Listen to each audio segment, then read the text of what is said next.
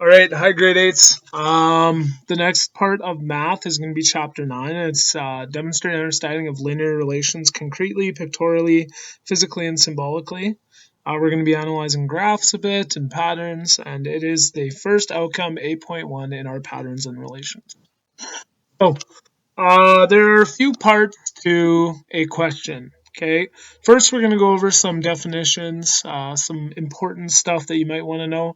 The first is a linear relation. Okay, a linear relation is a pattern made by a set of points that lie in a straight line. So what that means is basically it shows a pattern that goes up or down, and it's a straight line.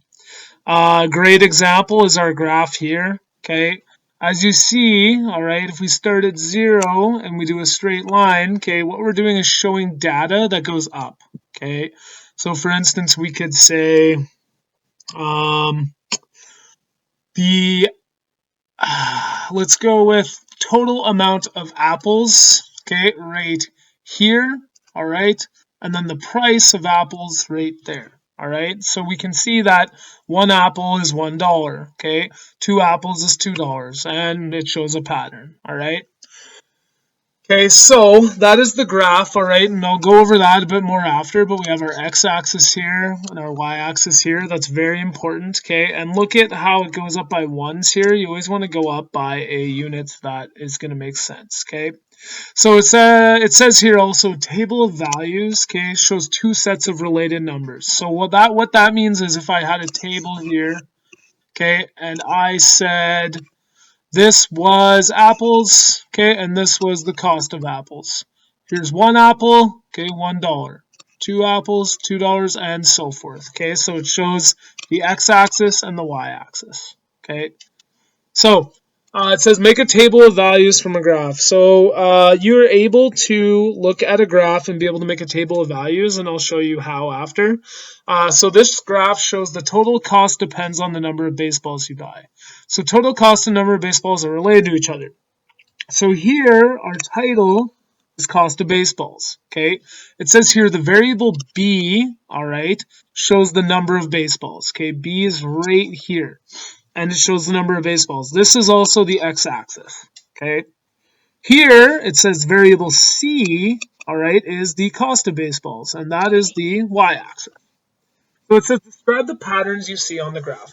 So what a pattern is something that you see that's reoccurring. All right. So here, okay, we got to look at our data and the points on our graph and find out what is the pattern. So it shows the data on the cost of baseballs. Okay, that's very important. All right, here's the number of baseballs and it shows how much a baseball costs. So it says one ball costs $3. So if you look at one right here, all right, we look at where the point is and it is $3. Okay, look at two. Two, it says two balls cost, and we look at our data here and it says $6. All right. Okay, now we look at the point 3. All right, 3, we're going to follow all the way up until we get there, and we have $9.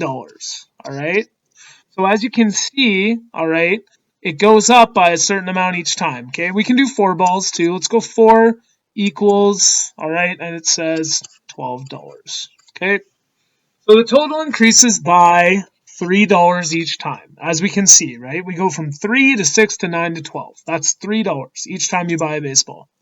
So to move from one point to the next, go 1 unit horizontally. Okay, what that means basically is we start at the left, we're at 1 baseball, okay? And now we're going 1 to the right, okay, which is horizontally. Where it says vertical, okay, we're going up 3 units. Okay, $3 we're going up. So it says the graph here shows a linear relation. So if I went like this, boom, okay, I have a linear relation, which is a straight line, all right, that we can show data. All right, so now it says make a table of values from the graph. So we have our data, all right, we have the number of baseballs, sorry, we have the number of baseballs, and we have the total cost. All right, awesome. So it says read each point as an ordered pair to make a table of values. Complete each table in a horizontal table of values. The top row shows the x coordinates, the bottom row shows the y. Okay, so here, all right, our x is the number of baseballs. If we go back to our graph, okay, we had X here, which is number of baseballs. And here we had the Y, which was cost. So we're basically just redoing that graph from the previous page. So if one baseball was $3, 2 was 6, 3 was 9, and 4 was 12. Okay, these 1 and 3 here are called an ordered pair. Okay, it's an X and Y. So here it would be 1 and 3 is my coordinates.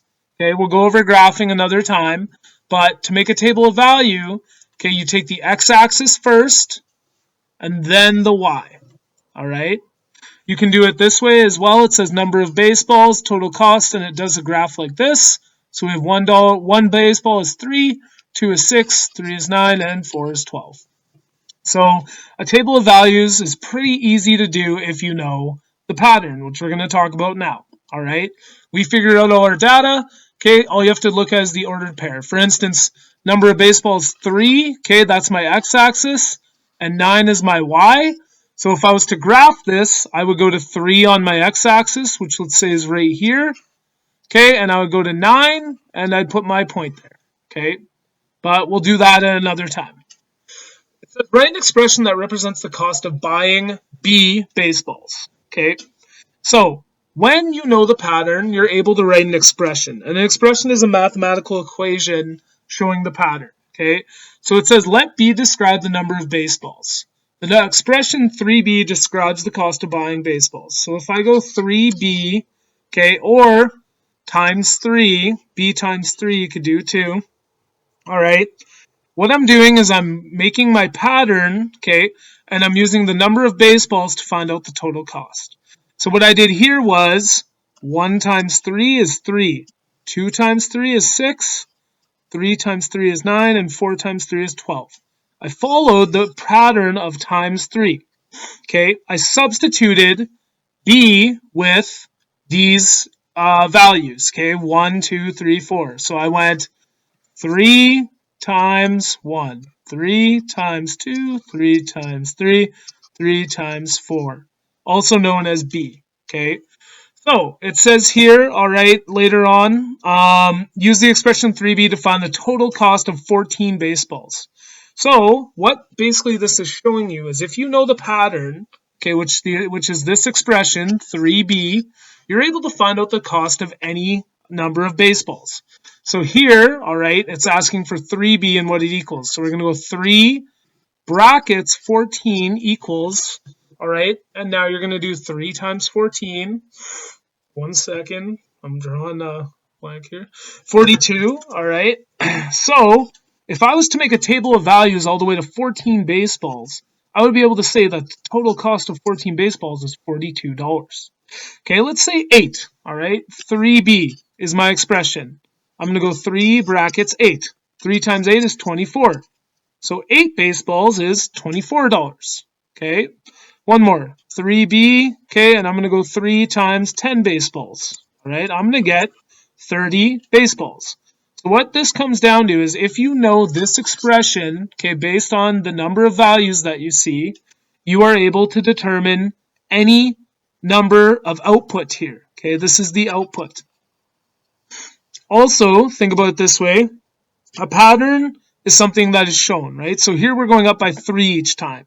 Basically what that's saying is that we multiply each number by 3. Okay, we're not adding by 3. It's not 1 plus 3 equals 4. Okay, it's 1 times 3 equals 3. So here, all right, I just did this already, but we go 3 brackets B. Okay, we go 3 times 14, which is 42, so $42.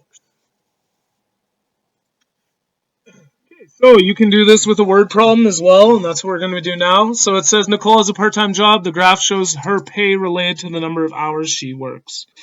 So if we look at our graph over here, okay, first off,